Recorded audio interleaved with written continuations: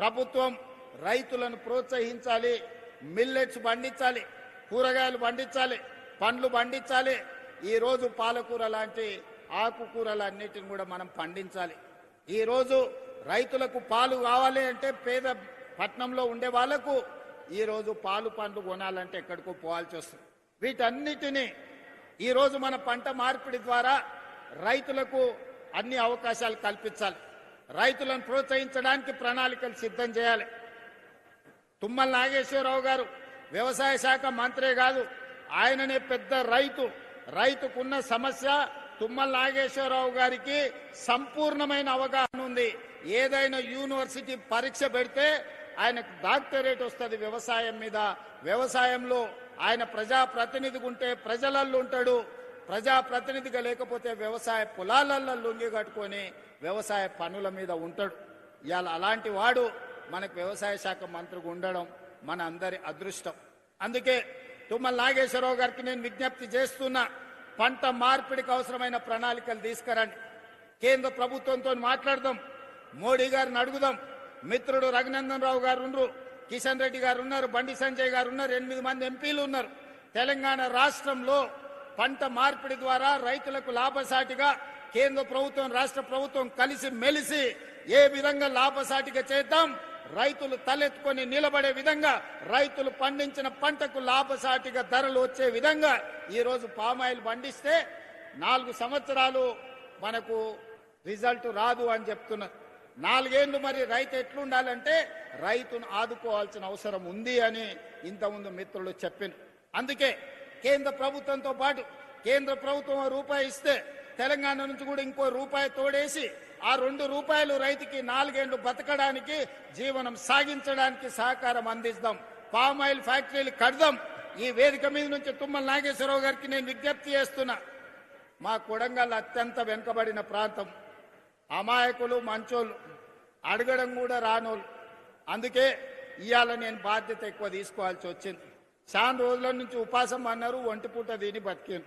ఇప్పుడన్నా నేను ఉన్నప్పుడన్నా 2 పూటల భోజనం పెట్టి పొద్దుటి పూట కొంచెం టిఫిన్ పెడితే మా రైతులు, మా ప్రాంత ప్రజలు కొంత బాగుపడతారు.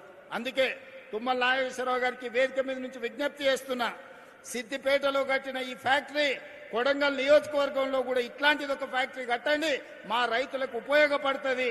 దయచేసి తుమ్మల గారు, అదేవిధంగా మిత్రులు దామోదర్ రాజనరసింహ గారు, మహబూబ్ నగర్ జిల్లా ఇన్ఛార్జ్ మంత్రివర్యులు వారు, దామోదర్ రాజనరసింహ గారు ఒక్కసారి సమీక్ష చేసి ఇంత మంచి ఫ్యాక్టరీని నా నియోజకవర్గంలో కట్టడానికి దామోదర్ రాజనరసింహ గారిని, తుమ్మల నాగేశ్వరరావు గారిని విజ్ఞప్తి చేస్తున్నా. ఇది మంచి లాభసాటి వ్యవసాయం. ఇలాంటివి వస్తే, ఇలాంటి పరిశ్రమలు వస్తే మన పిల్లలు చదువుకోవడానికి, మన కుటుంబం బాగుపడడానికి, మనం ఒక మంచి ఇల్లు కట్టుకోవడానికి, మనం మంచి కారు కొనుక్కోవడానికి ఎవరి దగ్గరను పోయి చేయి ఆపాల్సిన అవసరం లేదు. ఇవాళ పెద్దలు సుదర్శన్ రెడ్డి గారు ఉన్నారు. మనందరికీ తెలుసు, మనం అంకాపూర్ చికెన్ అని తింటుంటాం అప్పుడప్పుడు. అంకాపూర్ అమెరికాలో లేదు, నిజామాబాద్లో ఉంది అంకాపూర్ అనే ఊరు. ఆ కాలంలో మారుతి కార్లు వచ్చినప్పుడు ఊరంతా వ్యవసాయం చేసుకునే రైతులు అందరూ పోయి మారుతి కార్లు కొనుక్కొని వచ్చారు.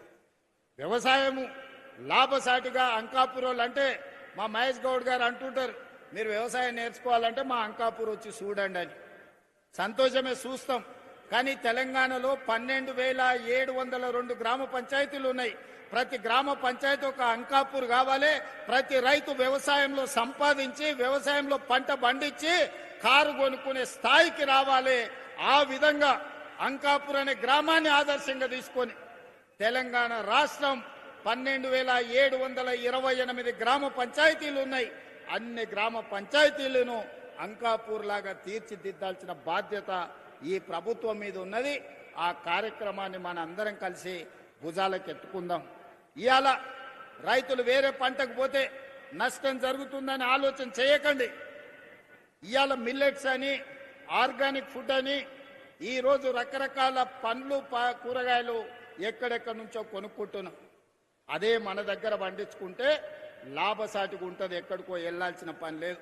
ఇవాళ అమెరికన్ రీసెర్చ్ సెంటర్ ఇక్రిసైట్ వచ్చి మీ దగ్గరనే పెట్టారు. ఎందుకు ఇక్రిసైట్ ఇక్కడ పెట్టారు?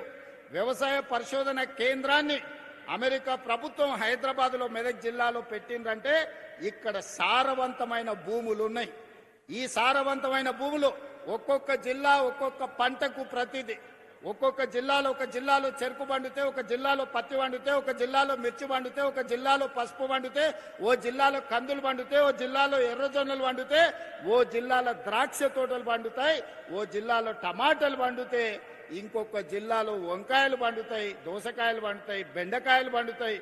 తెలంగాణ సారవంతమైన భూమి. ఈ సారవంతమైన భూమికి పనిచేసే కష్టపడే రైతు అవసరం ఉంది.